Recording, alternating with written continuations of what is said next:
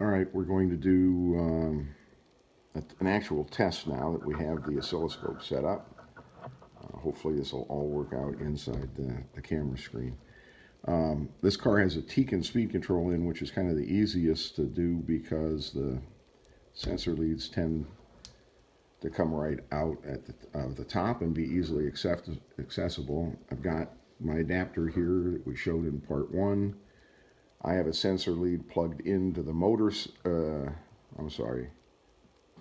motor side, but I need it to be in the ESC side because I'm going to connect this to the ESC. So we're going to move it over here and then plug this into the ESC port on the speed control.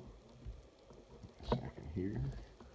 And take the lead from the motor and plug it into the motor side motor socket on the adapter. Now the adapter is connected. The next thing we're going to do, let's turn the car on. Alright, now we see that we've had the blue line jump up, so I'm going to move it back down. I'm going to try to move it back down. And the trigger line disappeared.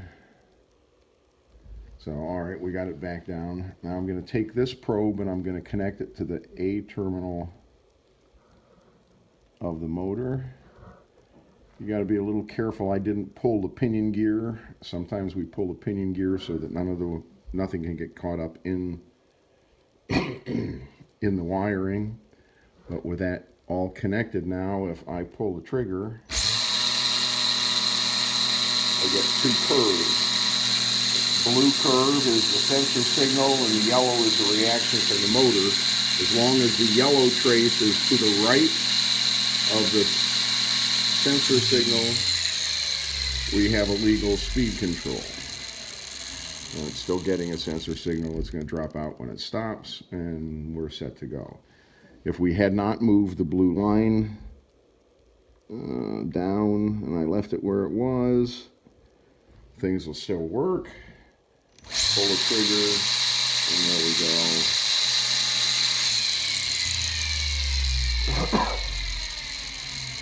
So, you've now done a test. A couple of things to watch out for. Sometimes I find you won't see a signal. That is usually because the probe, this spring-loaded tip just fits on top of the probe itself, and as we move wires around and sometimes it comes a little bit loose and has to be put back on. The other thing is make certain that you don't short the probe out between 2 terminals on the motor, otherwise it'll spark and you'll probably bend the tip or lose the tip of the probe. That's it. You've now seen how to check the speed control and what the trace on the screen looks like. Couple of other comments. You can also do it by pulling the sensor lead out of the motor and hooking the leads to the adapter in the reverse. That's depending on the pod design and the motor placement. That can be a challenge sometimes.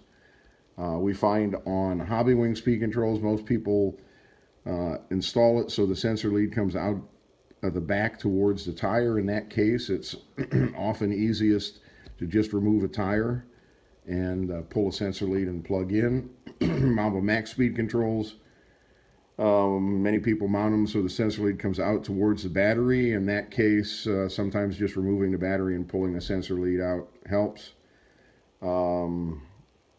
It sort of depends on what's easiest for the setup of an individual car, the easiest way to get to it, and then the only thing you do is you change, you flip-flop your extra lead between motor and ESC so that they're connected correctly. Again, one of the things you want to be sure of is where that on the side that says ESC, it's connected to the ESC, and on the side that says motor, it's connected to the motor, otherwise it won't read properly.